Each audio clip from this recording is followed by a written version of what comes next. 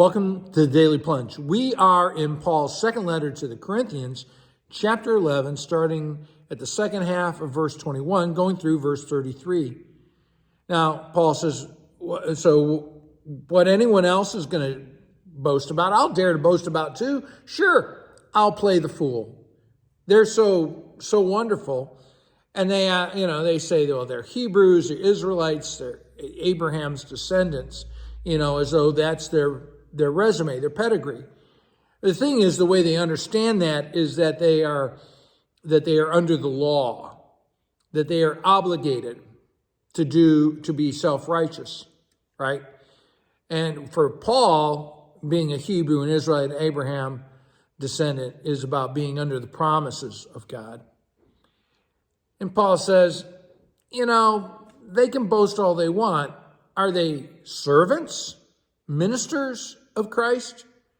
And Paul knows they're not, because they're not preaching the cross and the resurrection. They're preaching a legalistic Christianity of Jesus plus something else, that you have to earn, your faith. And Paul says, I know that you think I'm out of my mind, but I'll tell you that I'm even more than those guys, and I'll show you how. And then he is going to give us his resume. And it's not the resume you would think. He says, I've worked much harder. I've been in prison. I've been flogged, beaten with rods, pelted with stones, exposed to death. I've been shipwrecked 3 times. I've been out in open seas night and day for days on end. I've experienced dangers from bandits, from, rising rivers, and even whether in the country or the city.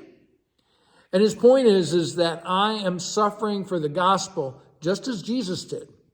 This is the proof of my apostolic authority, of my ministry. And he says, I've had to endure hardships and falsehoods from fellow Jews, from Gentiles, from false believers. I'm going through all this spiritual warfare because I'm preaching the truth of the gospel of Jesus Christ.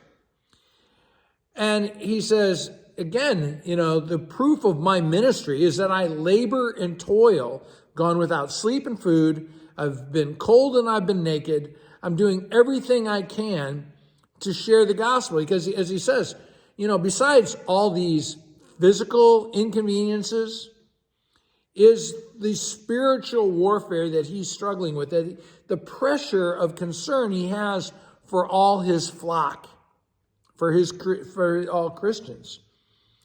And Paul is so grateful for the redemption from sin that he has through Jesus Christ. He's so grateful that he is dedicated to helping others come to faith. That is his driving passion.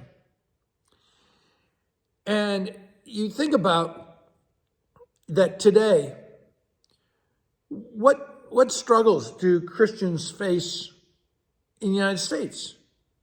I mean, around the world, there are Christians who are being censored, imprisoned, they're being beaten, and there are thousands every year who are being martyred. They're being killed for the sake of the gospel because they believe in Jesus. And what inconveniences do we experience here in the United States? That someone might not like our Facebook post, that, oh my gosh, they didn't sing the hymn I wanted, or they didn't play it the way I wanted. Someone's sitting in my pew, or, oh my gosh, people at the church expect me to contribute my time to the ministry of the church. These are the hardships? No. And so Paul says, I'm not going to boast in how great I am. I'm going to boast actually in my weaknesses, because that's where God is working. And the Lord knows the truth of my ministry. And so he says, I know that I'm not caving on sin. I'm staying focused on the Lord. And that's the same for us. We may not be strong. We may be weak in our efforts of the faith, but we stay focused on Christ. Well, hey, thanks, friends. Have a blessed day.